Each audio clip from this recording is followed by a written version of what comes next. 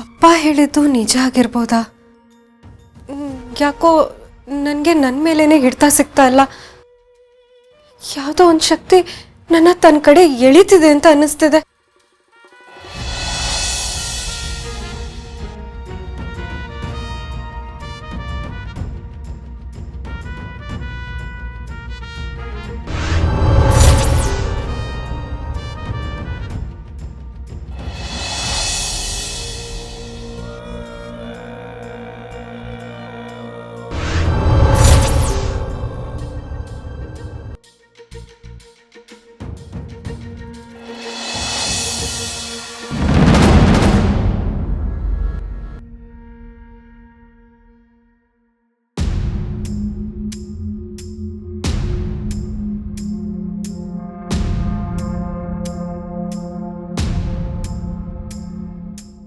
ರಾತ್ರಿ ನಾನು ಕಂಡಿದ್ದು ಬರೀ ಕನಸಾಗಿದ್ರೆ ಈಗಲೂ ನನ್ನ ಮನಸ್ಸು ಯಾಕೆ ಇಷ್ಟೊಂದು ಭಾರವಾಗಿದೆ?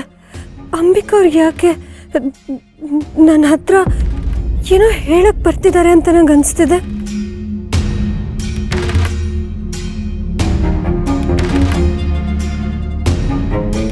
ಇದೇನಿದು?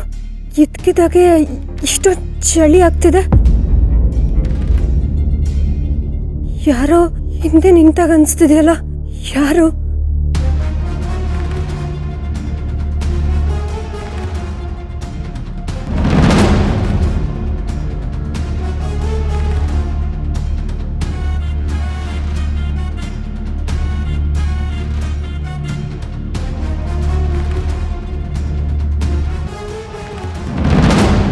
ಅಂಬಿಕವ್ರೆ, ಯಾಕಾಗಿ ನೋಡ್ತಿದ್ದೀರಾ?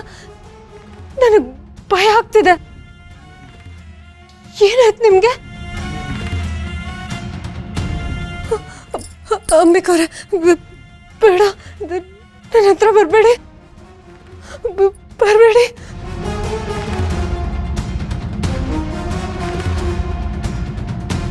ದುರ್ಗಾ, ಹರಿ ಓಕೆ?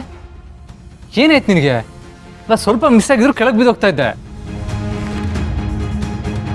ದುರ್ಗಾ, ಅಲ್ಲೇನು ನೋಡ್ತಾ ಇದೆಯಾ? ನಾನು ನಿನ್ನ ಹತ್ರನೇ ಮಾತಾಡ್ತಾ ಇರೋದು. ದುರ್ಗಾ,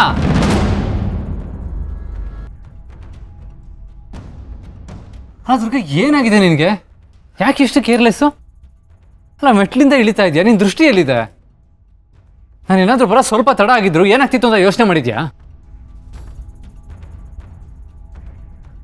ನಿನ್ನ ದೊಡ್ಡ ಪ್ರಾಬ್ಲಮ್ ಏನು ಗೊತ್ತಾ? ನೀನು ನಿನ್ನ ಪ್ರಪಂಚದಲ್ಲೇ ಮುಳುಗೋಗಿರ್ತೀಯ. ಯಾರೋ ನಿನ್ನ ಜೊತೆ ಇದ್ದಾರೆ ಅನ್ನೋ ಫೀಲ್ ನಿನಗೆ. ಮೈ ಮರ್ತೋಗಿರ್ತೀಯ. ದುರ್ಗಾ, ನಾನು ನಿನ್ನ ಜೊತೆನೇ ಮಾತಾಡ್ತಾ ಇರೋದು. ದುರ್ಗಾ, ದುರ್ಗಾ, ನಾನು ಇಲ್ಲಿ ಮಾತಾಡ್ತಾ ಇದ್ದೀನಿ. ಎಲ್ಲಿಗೆ ಹೋಗ್ತಾ ಇದೆಯಾ? ದುರ್ಗಾ, ಅರೆ, ಇವಳಿಗೆ ಏನಾಯ್ತು? ಯಾಕೆ ಹೀಗೆ ಆಡ್ತಾ ಇದ್ದಾಳೆ?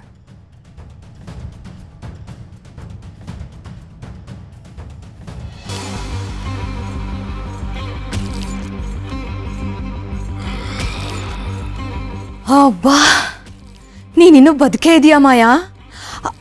ಆ ದೆವ್ವ ನೀನು ಹತ್ರಕ್ಕೆ ಬರಲಿಲ್ವಾ? ಅದು ಬಂದಿಲ್ಲ ಅಂತಂದ್ರೆ ಇದರ ಅರ್ಥ ನೀನು ದಾರನ ಬಿಚ್ಚಿಲ್ಲ ಅಂತ ಆಯ್ತು.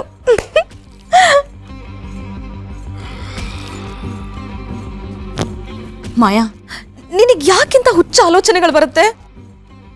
ಅಲ್ಲ, ಅಂಬಿಕನ್ ದೆವ್ವ ನೀನನ್ನು ಸುಮ್ಮನೆ ಬಿಟ್ಬಿಡ್ತಾ? ಅಲ್ಲ ಮಾಯಾ, ನಿನಗೇನಾದ್ರೂ ಹೆಚ್ಚು ಕಡಿಮೆ ಆಗಿ ನಿನ್ನ ಪ್ರಾಣಕ್ಕೆ ಕಂಟಕ ಬಂದಿದ್ದಿದ್ರೆ? ಯಪ್ಪ ಮಾಯಾ, ದೆವ್ವಗಳು ತುಂಬಾ ಡೇಂಜರು. ಅವು ಕ್ರೂರವಾಗಿರುತ್ತೆ, ಕಣ್ಣುಗಳು ಕೆಂಪಗಿರುತ್ತಂತೆ, ಯಾವಾಗ್ಲೂ ನಮ್ಮ ಬೆನ್ನ ಹಿಂದೆನೇ ಸಂಚು ಮಾಡ್ತಾ ಇರುತ್ತಂತೆ.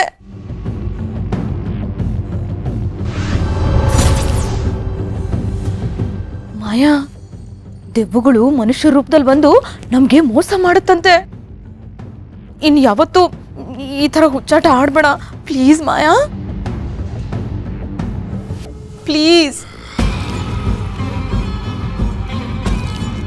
ಅಯ್ಯೋ ಮಾಯಾ, ಎಲ್ಲಿಗೆ ಹೊರಟೆ? ನಾನು ಹೇಳಿದ್ದು ಕೇಳಿಸ್ಕೊಂಡೆ ತಾನೆ? ದಮ್ಮು, ನೀವ್ ಹೇಳಿದ್ದು 100ಕ್ಕೆ 100 ನಿಜ. ನನಗಿವಾಗ ಆ ದೆವ್ವ ಯಾರು ಅಂತ ಕಂಪ್ಲೀಟ್ ಆಗಿ ಅರ್ಥ ಆಯ್ತು. ಹೌದಾ? ಮತ್ತಿವಾಗ ಎಲ್ಲಿಗೆ ಹೊರಟೆ ನೀನು? ಆ ದೆವ್ವನ ಮೀಟ್ ಮಾಡ್ಕೊಂಡು ಬರೋದಕ್ಕೆ. ಅಮ್ಮ, ದೆವ್ವನ ಮೀಟ್ ಮಾಡ್ತಾಳ. 4 ತಾಯ್ತ ಕಟ್ಕೋಬೇಕಾಗತ್ತೆ. ಭಗವಂತ, ಮಾಯಾ.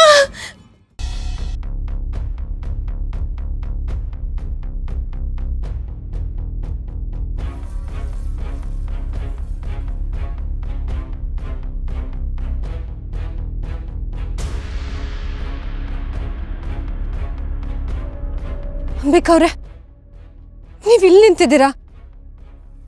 ನಾನು ನಿಮ್ಮನ್ನ ಇಡೀ ರೂಮಲ್ಲೆಲ್ಲ ಹುಡುಕ್ತೆ. ಈ ಮನೆಯಲ್ಲಿ ಏನೇನೋ ನಡೀತಾ ಇದೆ. ನನಗೆ ತುಂಬ ಭಯ ಆಗ್ತಿದೆ ಅಂಬಿಕವ್ರೆ. ನೀವು ತುಂಬ ವಿಚಿತ್ರವಾಗಿ ಆಡ್ತಿದ್ದೀರಾ ಅಂತ ನಂಗೆ ಅನಿಸ್ತಿದೆ.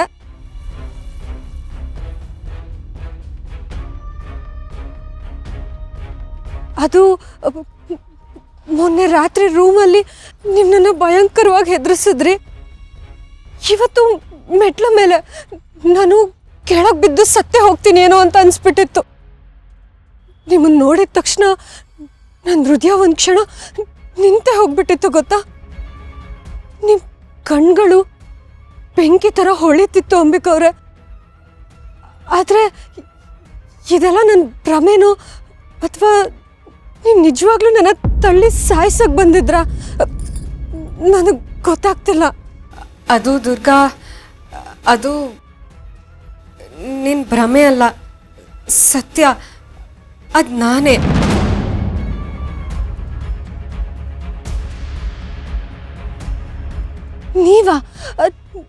ನೀವ್ಯಾಕೆ ಹಾಗೆ ಮಾಡ್ತಿದ್ದೀರಾ?